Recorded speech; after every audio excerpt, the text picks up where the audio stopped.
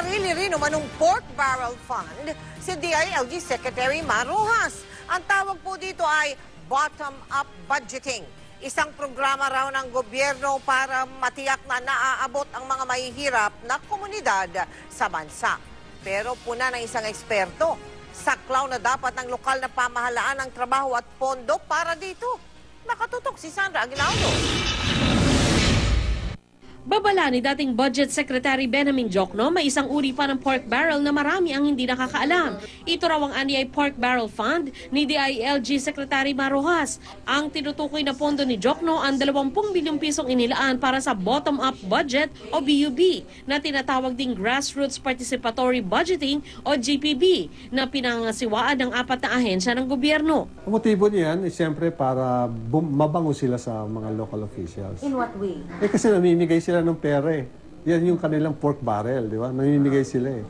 Hindi nagpaunlak na interview si Rojas. Tumanggi rin si Budget Secretary Butch Abad. Ang program manager ng GPB sa ilalim ng DILG ang sumalag sa mga batikos. Sabi niya, ang GPB ay programa ng gobyerno para matiyak na naaabot nito ang mga mahihirap. Ang proseso, ang may hirap na komunidad na bumubuo sa civil society organizations ang magsasabi kung anong tulong ang kailangan nila. Dadaan ito sa screening at kung maaaprubahan, maipapatupad sa pamamagitan ng pondo ng GPB.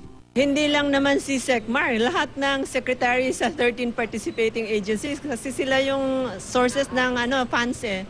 Kasi yung BUB, galing yun sa pondo ng mga national agencies. Batid naman natin, ang grassroots communities natin ay pinapangasiwaan ng mga local government units. Kaya ang bottom-up budgeting ay isang paraan kung paano mapapalahok sa makabuluhang paraan ang ating mga lokal na pamahalaan. Nag-seminar ang mga kawani ng DILG na naatasang magbantay sa mga proyekto. Ilan lamang daw sa mga proyektong binabantayan nila ang farming projects, pagpapagawa ng farm-to-market roads at pamimigay ng ligtas na inuming tubig sa mga malalayong lugar. Pero puna ni Diokno, saklaw na ito ng trabaho at pondo ng local government at iba pang government agencies. Ikaw, local government, mayor ka dyan, dapat you have to live within your means. Di ba? Matuto ka mag-budget nung kung magkano yung dumarating na pera sa'yo plus yung nakukolekta mong sarili. Di sabi niya, pwede naman pala manghingi pa sa Malacanang. O pwede naman pala manghingi kay Secretary Rojas. No? May ira nga pero walang say ang mga ordinaryong tao doon. Ito, may consultation tinatanong yung tao, ano yung kailangan ninyo at out of this 15 million, saan natin ito i-allocate?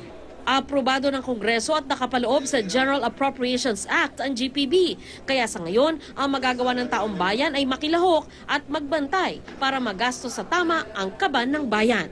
Sandra Aguinaldo, nakatutok, 24 Oras.